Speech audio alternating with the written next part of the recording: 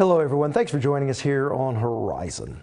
Well, we live in an online connected world, yet millions of Americans still do not regularly use a computer. And research shows such disparity can often be tied to equality of access.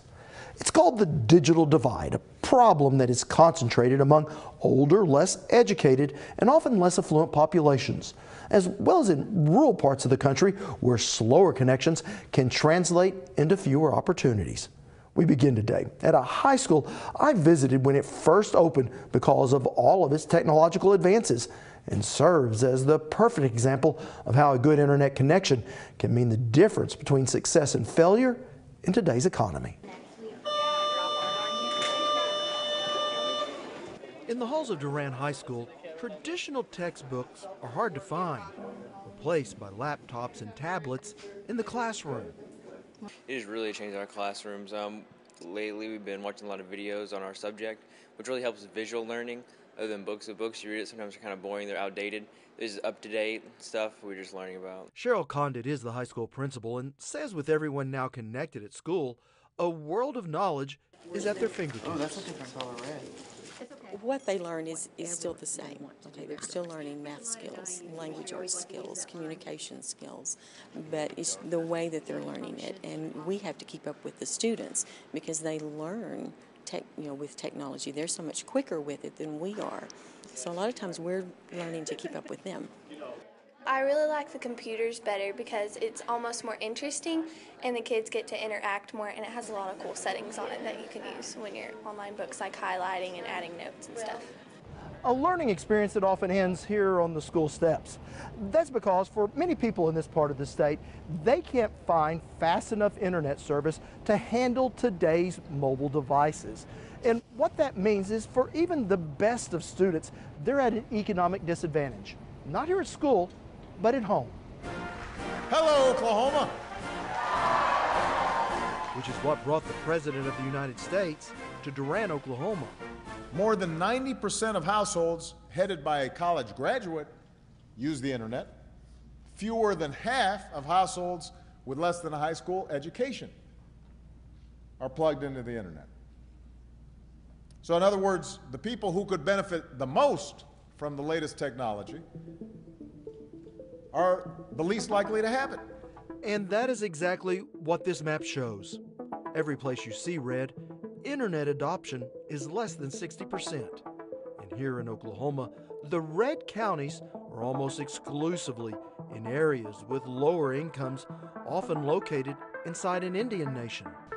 So today I want to focus on one way we can prepare our kids and our workers for an increasingly competitive world. A way that we can help our entrepreneurs sell more goods here at home and overseas. A way where we can get every American ready to seize the opportunities of a 21st century economy. It's called ConnectHome, a new initiative to close the gap in the digital divide. A private-public partnership to expand high-speed broadband internet to low-income households. So if you're a student and you don't have internet access at home, that means you could be struggling to type papers or do online homework assignments or learn basic computer skills or try to get help from your teacher. You may have to wait in long lines at public libraries or even in parking lots at the local McDonald's just to try to get digital access. And what that means is you're not learning the critical tech skills required to succeed in tomorrow's economy. Which is a challenge for many students in the more rural parts of southeastern Oklahoma. Here, cell signals are often spotty, and broadband connections even harder to find. Meet Kelsey Janway. Kelsey's 16 years old, proud member of the Choctaw Nation. This might be a game changer for her. When she was younger, her family only got phone reception if they stood on a particular rock in their yard or on the top windowsill in their bathroom. Is that right? So today, she's got spotty, slow internet service at home. And at school, service is just as bad, which makes it tough for students like Kelsey to learn the skills they need for success. Meanwhile, a high school nearby has much better technology. It gives those kids an advantage that she doesn't have. And that's not what America's about. America doesn't guarantee you success. That's never been the promise. But what America does stand for, has to stand for, is if you're willing to work hard and take responsibility, then you can succeed. No matter where you start off. Across the country, more than 100,000 miles of new broadband lines are now in place, thanks to an ongoing public-private effort to get underserved areas online, enough to circle the globe 4 times, connecting some of our most rural areas to the world around them, which in southeastern Oklahoma's mountains is no easy task. When we make those commitments to all of our children,